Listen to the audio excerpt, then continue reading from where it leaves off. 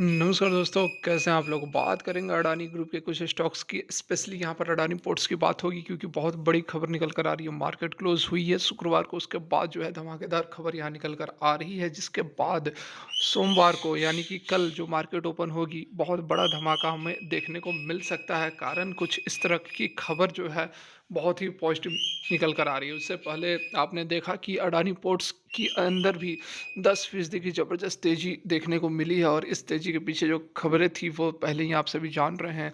FIIs के द्वारा 15,444 करोड़ के आसपास का जो हिस्सेदारी है वो 4 स्टॉक्स के अंदर खरीदा गया था, जिस कारण से हमें ज़बरदस्त तेज़ी देखने को मिली है। उसके बाद आज जो एक और अपडेट बड़ी खबर निकल कर आ रही है अडानी पोर्ट्स के लिए स्पेशली, जिसके अभी हम जिसको समझने वाले हैं। तो यहाँ पर आप देख सकते हैं अडानी पोर्ट्स के लिए स्पेशली हम कहेंगे तो फरवरी का जो ऑपरेशनल अपडेट है वह जारी किया गया है, और इसमें 2023 में जो कार्गो वॉल्यूम्स होता है उसमें सालाना के आधार पर 10% हमें इंक्रीमेंट देखने को मिला है।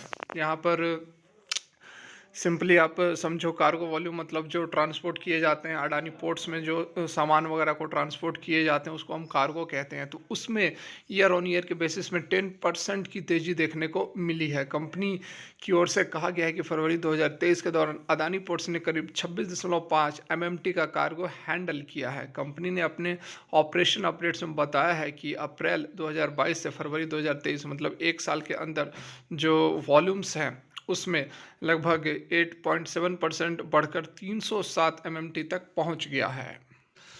इससे पहले जिस तरह की अफवाहें आ रही थी, जिस तरह से खबरें आ रही थी हिंडनबर्ग को लेकर, इसमें बहुत अच्छा काम किया गया है। जिस तरह से भी हो, लेकिन अपने स्टॉक्स को बहुत अच्छी तरह से मैनेज किया गया है। जो भी इन्वेस्टमेंट कराई गई हो या फिर जो भी डील्स हुई हो, उससे मतलब नहीं है। मतलब है कि स्टॉक में तेज़ी आ गई है, और जिन लोगों ने भी इन्वेस्टमेंट की हुई होगी उनको ज़बरदस्त तरीके से यहाँ पर फ़ायदा मिल रहा है। क्यू जिन्होंने कि इन्वेस्टमेंट किया था, उनका जो अमाउंट है वह 3 दिनों के अंदर 3100 करोड़ रुपए का उन्हें बेनिफिट हो गया। 15,444 करोड़ के आसपास उन्होंने इन्वेस्टमेंट किया था, और 3 दिन में ही 16, 17, 18 18,500 करोड़ के आसपास उनका इन्वेस्टमेंट पहुंच गया है। जो फॉरेन एफआईज ने जो इन्वेस्टमेंट किया हुआ है 4 कंपनियों के अंदर, उनकी यहाँ पर बात हो रही है। तो बहुत बड़ा यहाँ पर स्टेप है अडानी की तरफ से। जो भी इनका लाइसेंस वगैरह हैं, जिस तरह से भी डील इन्होंने की, उससे मतलब नहीं है। इसके बाद जो एक और भी अपडेट निकल कर आई थी कि जो बहुत सारे अफवाहें निकल कर आ रही थी कि ऐसा इन कंपनियों के अंदर ऐसा हुआ, इन कंपनियों के अंदर मिसमैनेजमेंट किया गया है, फंड्स के साथ छेड़छाड़ की गई है, आम इन्वेस्टर्स को पैसे को मिसयूज किया गया है। तो इन सभी को लेकर सुप्रीम कोर्ट ने सेबी को 2 महीने का समय दिया है, और 2 महीने के अंदर वो अपनी रिपोर्ट प्रस्तुत करेंगे। और उसके बाद मैक्सिमम स्टॉक्स के अंदर, अडानी ग्रुप की मैक्सिमम स्टॉक्स के अंदर हमें ज़बरदस्त तेज़ी का माहौल देखने को मिल रहा है। तो यहाँ पर देखिए, डेफिनेटली अडानी ग्रुप के 2-3 ऐसे स्टॉक्स हैं जो कि इसका कोर बिजनेस हैंडल करते हैं, जैसे कि अडानी एंटरप्राइजेज, अडानी पोर्ट्स वगैरह हैं।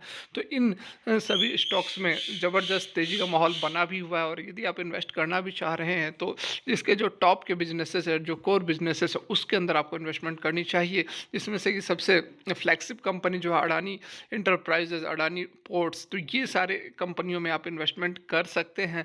अभी भी बहुत महंगा नहीं हुआ है, क्योंकि यदि अडानी एंटरप्राइजेज की बात कर लो तो आप 4,000 से होता हुआ स्टॉक जो 1100-1200 तक गया था, और उसके बाद अभी जो 1800-1900 तक इसने रिकवरी कर ली है। तो अभी भी स्टॉक के अंदर रिकवरी की पूरी पॉसिबिलिटी है। आप यदि इन्वेस्ट करते भी हैं तो आपका रिटर्न अच्छा खासा बनने की उम्मीद है। तो ये थी शॉर्ट में इन्फॉर्मेशन। यदि अच्छी लगी हो तो लाइक किए बिना नहीं जाना, और जेन्युइन इन्फॉर्मेशन के चैनल को सब्सक्राइब कर ले। Thanks for watching.